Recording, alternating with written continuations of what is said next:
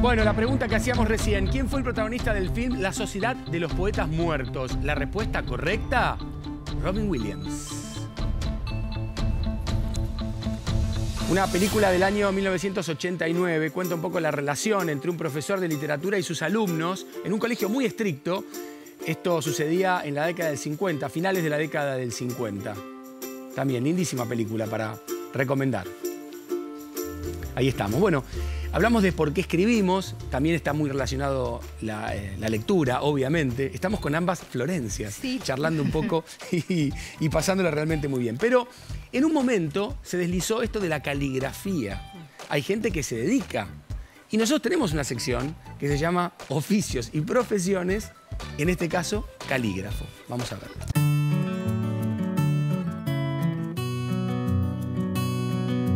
A lo largo de la profesión, como calígrafa, aprendí a ser paciente. Se necesitan muchas horas de práctica y si uno no tiene esa paciencia, nunca va a poder dar el paso y subir un escalón. Soy María Eugenia Roballos, calígrafa.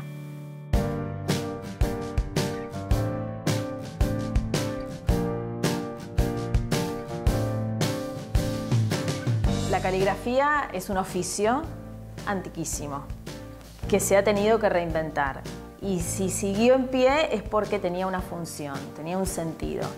En la medida que nosotros sigamos encontrando ese sentido, vamos a poder seguir haciendo caligrafía.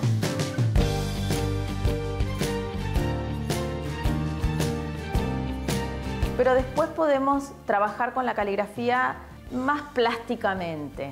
Trabajamos, por supuesto, con técnicas más artísticas y nos dejamos llevar, pero bueno, siempre la letra está en el medio. Si algo se entiende, fantástico, y si no, quedará una expresión, en vez de una pincelada, será trazo. Los instrumentos de caligrafía son sensibles a las superficies. No es lo mismo trabajar sobre un papel rugoso que sobre un papel muy suave y muy brillante, ¿no? Y uno va eligiendo el instrumento y el papel y también la tinta, dependiendo de lo que quiere lograr. Podemos hacer caligrafía con cualquier cosa, ¿sí? Hay instrumentos formales, que son los que se han usado en la historia, las plumas, las que reemplazaron las plumas de ave, que son las plumas metálicas, pinceles, esos son como las herramientas más clásicas y que se vienen usando no solo para la caligrafía, sino para otras artes. Y después tenemos instrumentos más experimentales, porque cualquier objeto que deje un rasgo en el papel se puede considerar un instrumento de escritura. Si tuviera que volver a elegir una profesión, volvería a elegir la caligrafía, sin duda, y la haría de la misma manera que la hice, ¿no? Sí. Divina, le mandamos un beso. Vos sabés que cuando era chica se portaba mal y dijeron, vos vas a tener que hacer muy buena letra. Y cumplió. Mirá vos, es increíble. Bueno, vamos a seguir invitando gente. ¿Quién viene? Diego Santos. Es abogado especializado en documentos jurídicos egipcios y formularios de la época romana. Colaboró con el armado de la nueva sala egipcia del Museo de la Plata y formó parte del grupo que realizó evaluaciones tomográficas de las momias de ese museo. Además, es miembro del Comité Argentino de Estudios Bizantinos y del Centro de Estudios del Egipto y del Mediterráneo Oriental. Bueno, mirá vos ese currículum. Bienvenido. Gracias. Muchas gracias, muy amable. Bueno, ¿dónde empezó a surgir este interés por la escritura y sobre todo la escritura antigua? ¿En general o en mí? ¿En tu caso particular? En mi caso particular me interesó ¿Desde chico? Más o menos, sí. ¿Sí? En gran medida desde chico y asociado siempre a la lectura de fuentes que me interesaban. Bueno, en un rato nos vas a mostrar algo que tiene que ver con lo que tenemos tenemos una especie de ejercicio. Pero ¿cuántos tipos de escritura tenemos? ¿Cuántos tipos de escritura hay? En general, sí, muchísimos. Los que me he dedicado son aquellos que cubren toda la franja que va entre Egipto y el Levante. En particular mi interés es sobre la escritura egipcia antigua, la lengua egipcia antigua, que se escribió durante un tiempo muy largo, donde sufre varios cambios, se hablan diversas lenguas de la misma familia, lenguas de otras familias y se escriben de muy diversas maneras. En general se lo resumen 3 tipos de escritura diferentes, pero en la realidad son bastantes más. Bueno, hay una manera de escribir bastante particular que la vamos a ver en un ratito, pero a propósito, Cristian estuvo con una profesora japonesa, podríamos decir. Sí, con Yoshiko Yone. Exacto, los ideogramas. Ideogramas. Hay 3 sistemas de escritura japoneses. Uno son los ideogramas. No son complicados tal vez, pero esta nota te van a hacer muy fácil, fíjate.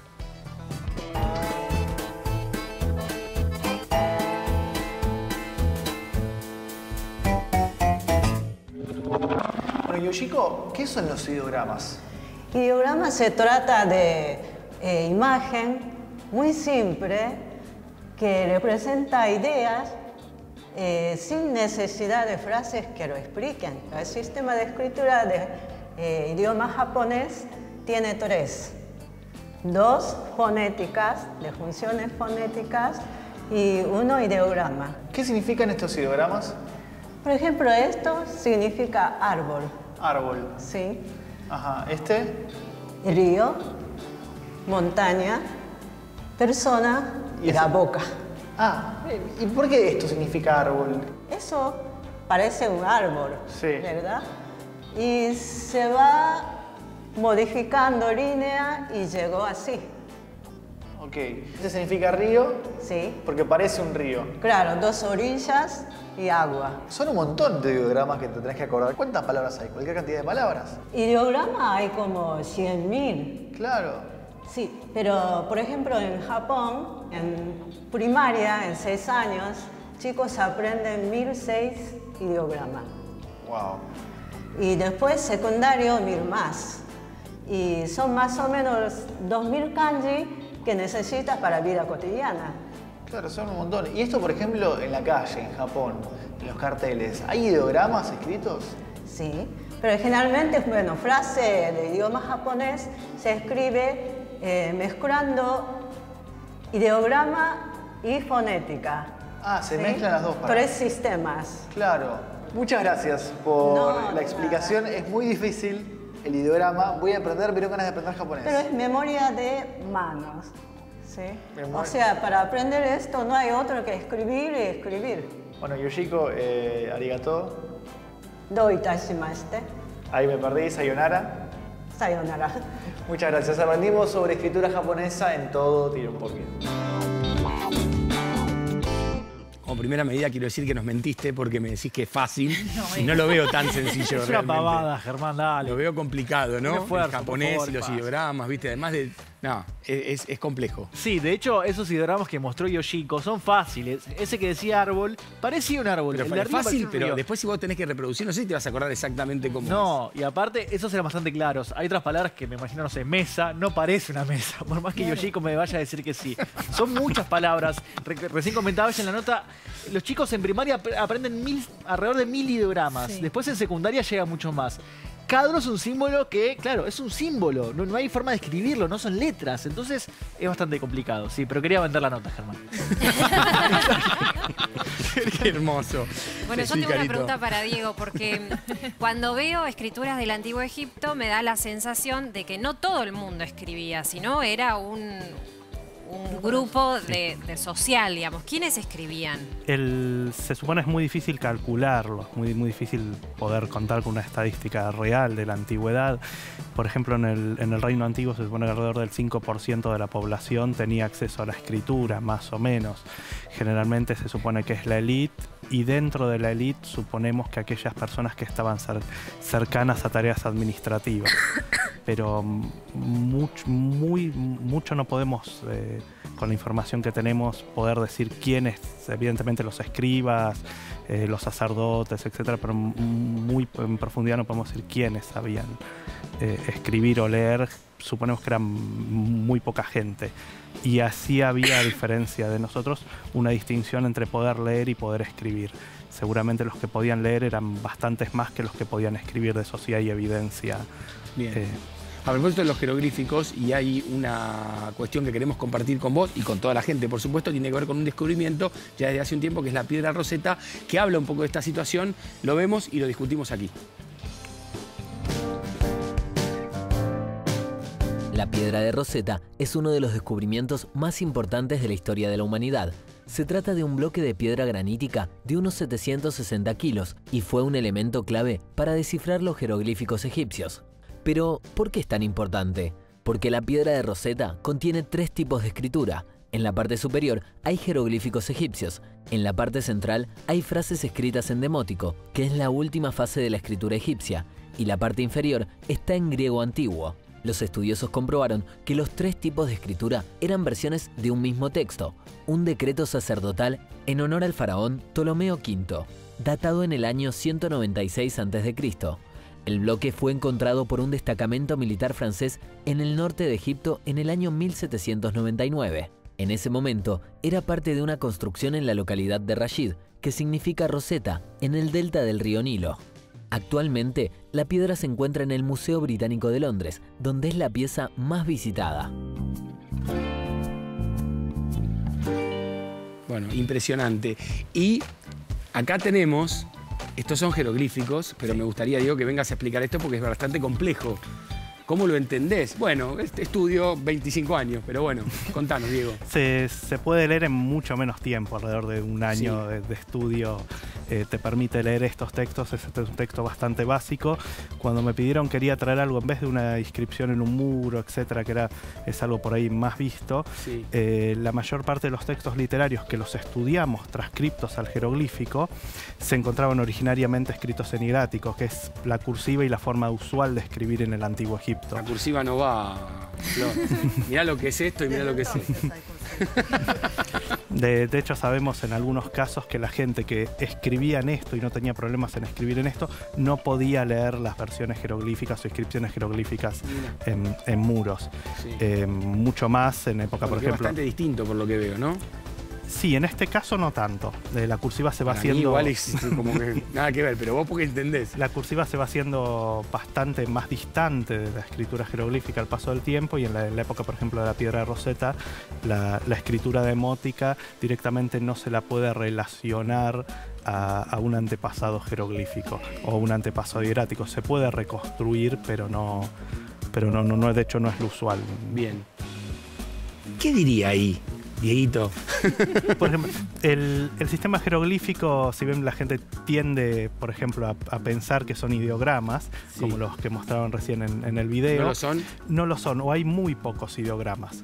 La mayor parte de los signos representan sonidos, de los signos que se ven acá. Sí. En realidad el mayor número de ese grupo se llaman determinativos, son signos que especifican, por decirlo de una manera, el campo semántico al que pertenece la palabra. Lo de la diferencia con nuestro sistema de escritura, por ejemplo, es que algunos signos pueden representar más de un sonido. Claro.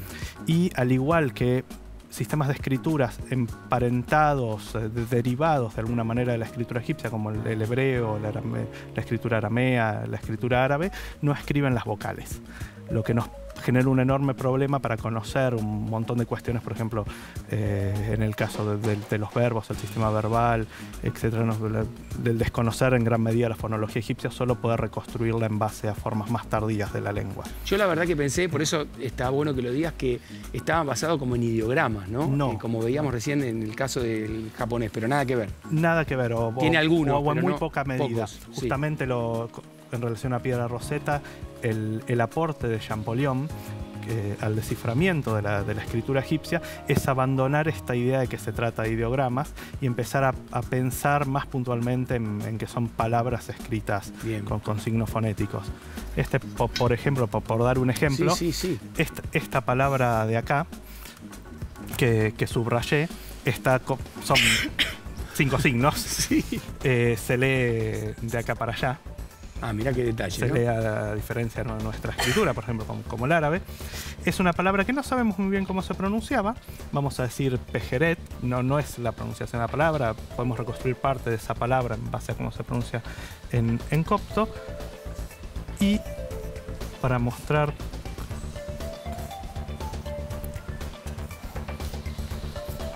que es cada uno de esos Esto signos. incluso supera en dificultad a lo tuyo, Cristian, ¿eh? Es más difícil. Este signo es la P. Este signo es un sonido similar a nuestra J. Este es R. Este es T. Con eso ya tienen la estructura de consonante, la estructura consonántica de la palabra, que es lo único que se escribe en egipcio, no se escriben las vocales. Y el resto de los signos son determinativos. O sea, te indican en qué campo tenés que ubicar esa ¿Y palabra. qué me indicarían en este caso estos signos? En este caso, no mucho la palabra es remedio, medicamento. Es un rollo de tela, un rollo de papiro, que indica que es una idea abstracta, y tres palitos que generalmente se asocian con es un determinativo de plural de la palabra. En este caso no. En este caso son aquellas sustancias que no pueden ser divididas, que están integradas por muchas partes. Bien, o sea que esto sería medicamento. Medicamento, sí. Mirá el bolonqui para medicamento, ¿no? Si estás apurado, ¿no? ¿Cómo haces para dejar la nota? Se escribe en cursiva. Ah, y a medida que ahora pasa sí. el tiempo, la cursiva se va volviendo... También se lee al revés, o sea, al revés que Sí, sí, sí, nosotros. se lee al revés. Acá igual. Claro, y a medida que pasa el tiempo, la cursiva se fue volviendo mucho más ligada hasta formar casi nuevamente ideogramas. Por ejemplo, la palabra hombre, que se escribe con un buen grupo de signos en egipcio clásico y sobre todo en Bueno, acá hay hierático. uno. Claro, este es un hombre con la mano en la boca, es algo que pasa en la cabeza, en el cerebro, es el verbo amar. Por ejemplo, si tú amas a tu esposa. ¿Eso dice? Claro. Mira. En el caso... ¿Y este bichito qué haría ahí con mi esposa? Este bichito, esta lechuza, Claro. es la preposición con. Mira. ¿Y después qué sería el otro animalito? Es un becerro decapitado Ah, que se utiliza para escribir Falta dos la cabeza. sonidos. Y con esta palabra, en este texto en particular hay ciertas dudas, pero casi todos piensan ahora que significa ardor. Bueno. Eso son unos consejos, pertenece a las instrucciones de Tajotep, que es un texto alrededor del 1800 a.C., sí. pero puesto en boca de un personaje que existió muchos siglos Pero más antes. o menos, ¿qué vendría a ser todo esto que está Eso ahí? es un consejo para el matrimonio. Y hay ardor en ese consejo. Claro, esa es la primera recomendación. Claro, muy bien. ¿Me podrías más o menos contar qué dice en general? Sí. ¿Cuál sería el consejo? Me interesa. Si eres excelente, fundarás tu hogar. Amarás a tu esposa con ardor. Llena sus vientres, aliméntala. Viste su espalda. Un remedio es de su cuerpo. Los ungüentos, los perfumes, alegra su corazón toda la duración del tiempo de tu existencia. Bueno. Muy bien, tierno. Tool, ¿eh? Sí. Muy bien, Diego, ¿eh? Y Me podrías estar mintiendo como nadie y yo te estaría aplaudiendo Es un igual. texto Pero voy a creer en tu sencillo palabra. de leer. ¿Este es sencillo de leer? Sí. Lo que deben ser los otros, muchachos. Agrego una cosita más Sí. sobre la cursiva, el que dijimos que se iba ligando, haciendo más rápido la Sí. escritura a lo largo del tiempo. La palabra para hombre, que se escribía con varios signos, por ejemplo en demótico, como se ve en la piedra Rosetta, Sí. los signos se fueron ligando de tal manera al paso del tiempo que solo se escribe así. Fueron achicando, Claro, se fueron simplificando. simplificando sería la palabra esa. Para escribir el hombre, que se necesitarían como unos 7-8 signos, solo se escribe el artículo y la palabra. Es Muy bien. prácticamente Qué un difícil es ideograma, esto, Diego. o un Sí. ideograma en realidad, ya a esa época. Ay, Dios mío, necesitamos hacer una pausa para poder tranquilizarnos y después seguimos, porque el programa todavía le faltan las conclusiones y me parece que hay algún experimento. ¿No? ¿No lo vas a hacer, Chucho? Bueno, pausa, ya venimos.